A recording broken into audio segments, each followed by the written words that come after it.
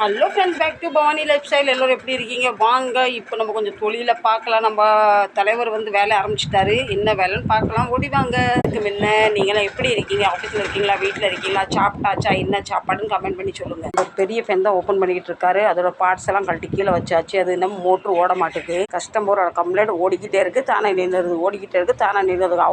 கழட்டினா தான் அதோட என்ன பிரச்சனை நம்ம கண்டுபிடிக்க முடியும். டாக்டர் இப்போ வேலையை ஆரம்பிச்சிட்டாரு. டாக்டர் இப்போ ஃப்ரெஞ்சு வெள்ளை தாடிலாம் வச்சு ரெடி ஆகிட்டாரு.